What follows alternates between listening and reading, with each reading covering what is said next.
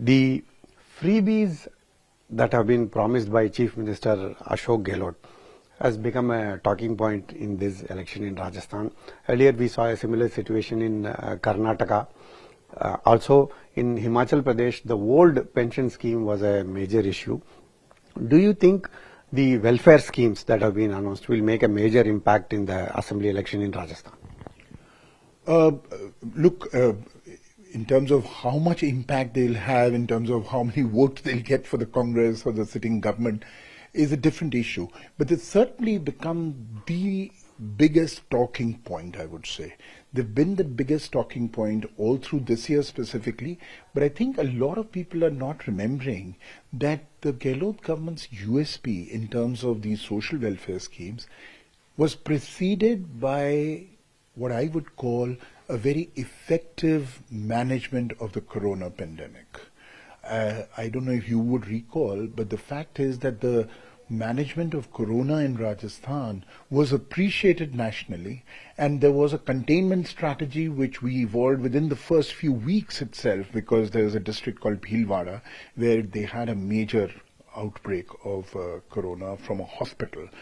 And that was contained very well. That became a global phenomenon. So I think, overall, the way governance has gone, Ashok Gehlot, of course, is now talking about a model of governance, model of good governance Rajasthan has become. But I would certainly say that a number of their schemes definitely are impacting people's lives. Now, how much they will translate into votes is a different issue. But certainly the most...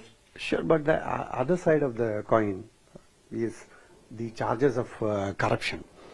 All these raids by the Enforcement Directorate, etc., and Anti-Corruption Bureau cases, etc., or on the other side, good governance on one side. On the other side, there are allegations of these misdeeds by the government. So, do you think that will also be a major issue in these elections? It could be. It could be, and certainly the charges that are being made are pretty grave.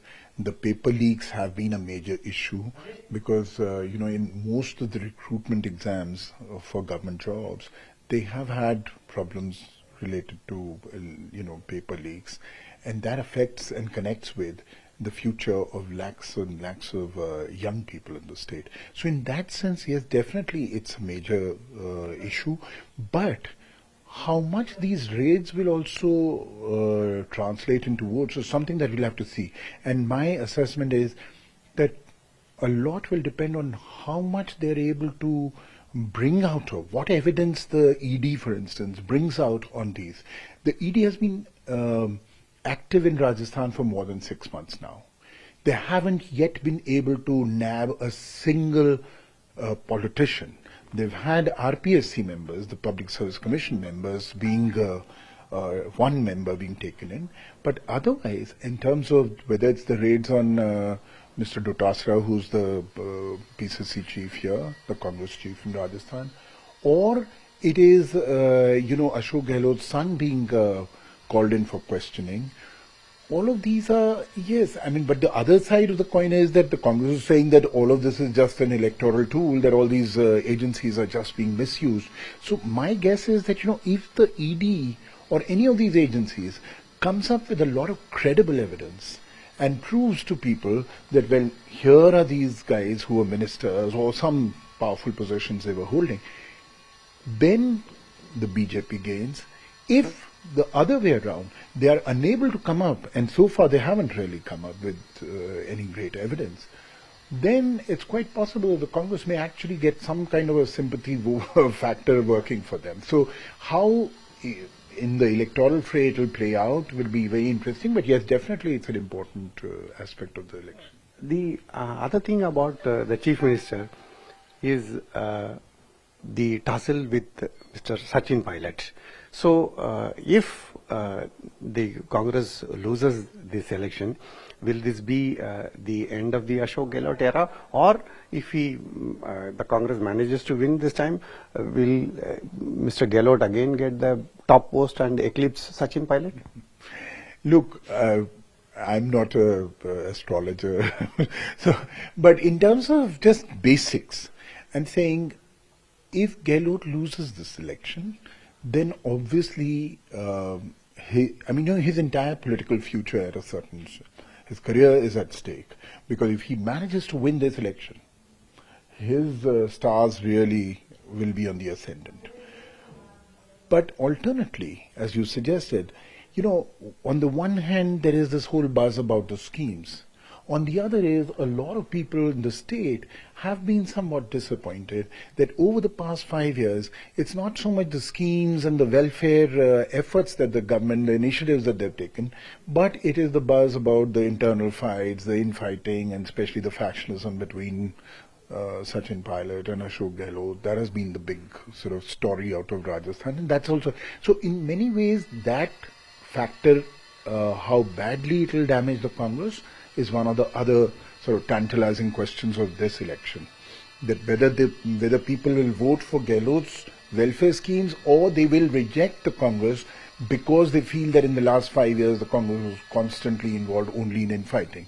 But then we have to remember that the BJP was equally in the dumps for... Yeah, that was my next question. Yeah. You snatched it away from me.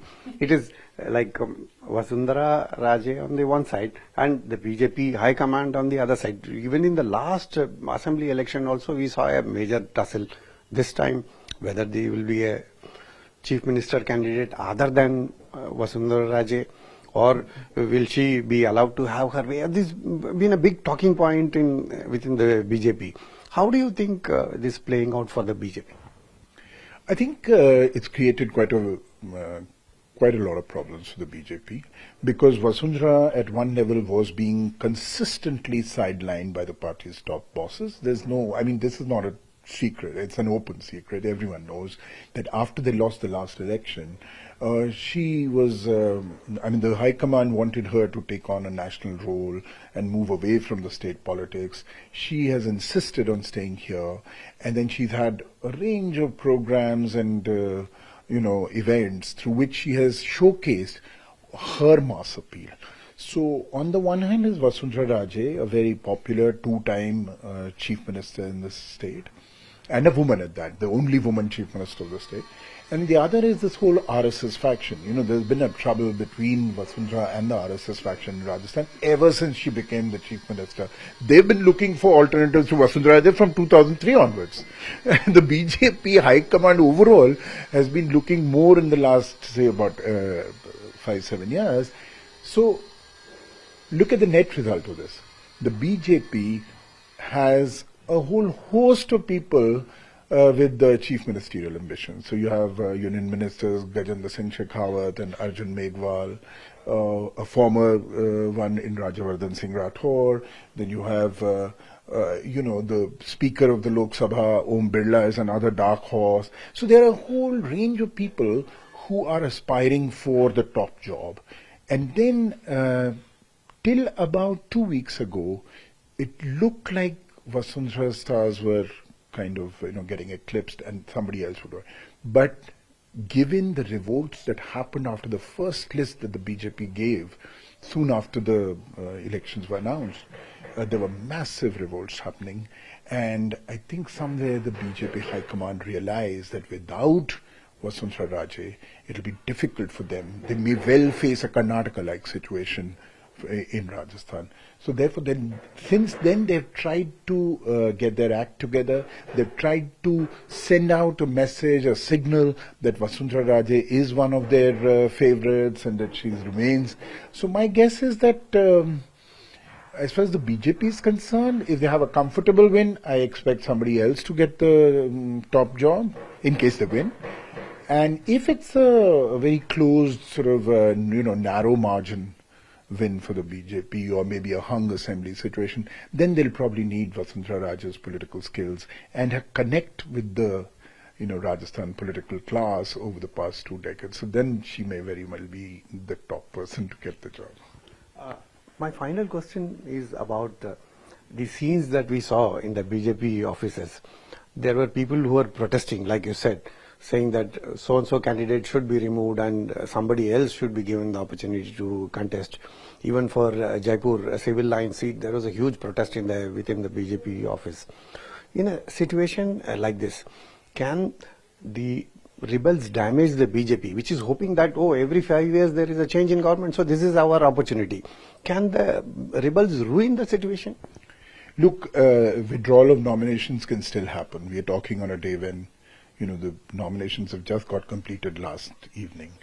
So if a lot of these people who are currently standing as rebel BJP candidates do remain and seriously fight out the elections, then the BJP will suffer in about 18 to 20 seats for sure. But there is this buzz that, including Vasundhara Raje, many of the top leaders are now trying to, mollycoddle these rebels who have, become independent candidates, etc. So, depending on how many of those rebels the BJP is able to convince that they should not stand, then otherwise, in the Jaipur seats itself, they may well be facing a lot of trouble.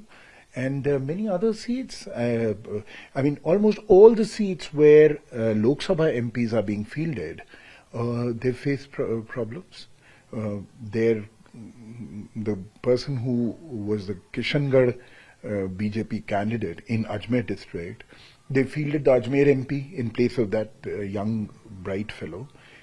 He has switched over to the Congress. He's become the Congress candidate. So actually this whole, to me, one of the most strange things about the Rajasthan election this time around has been this party hopping. People are just going around changing. Like nobody's business. Like you and I change our clothes. These guys are going around changing parties almost at that level. And the most shocking case was of a guy called Mr. Malinga in Dholpur district. And, he is alleged to have beaten a government engineer about a year and a half ago. So the Congress, although he's a 3-time sitting MLA, the Congress was not planning to give him the seat. So on Sunday, Monday is the last day for filing nominations.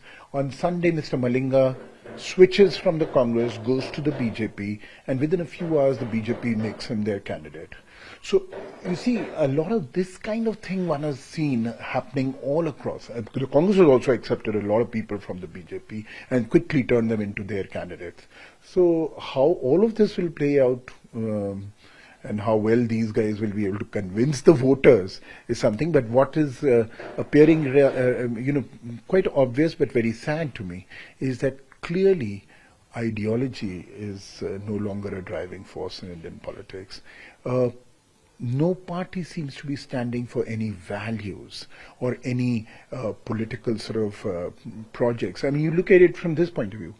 Earlier, I remember party manifestos used to be such important, sacred things and would be declared almost a month in advance of an election. Today, we are barely 2 weeks away from the Rajasthan election, and not one of these two parties has even bothered to announce their. Congress has given a number of guarantees, etc., but their formal manifesto hasn't come. The BJP also, we don't really know. I mean, other than banking on anti-incumbency, other than banking on perhaps polarizing the electorate and looking for these divisive issues, what is it that they are offering to the youngsters of Rajasthan, for the future of Rajasthan, to various sections of Rajasthan, beyond the freebies? I mean, so freebies are freebies when somebody else gives them. They become revdi according to stalwarts of the BJP. But when they do it, then it's all welfare. So I think this whole welfare schemes, we started with that. I think much of this election really depends on how well Ashok Gehlot's welfare schemes are being accepted by people and whether they feel inspired to vote because of that. So on the one hand, we have the magician Ashok Gehlot, and on the other is the Modi magic on which the BJP is banking. So let's see who ultimately becomes victor.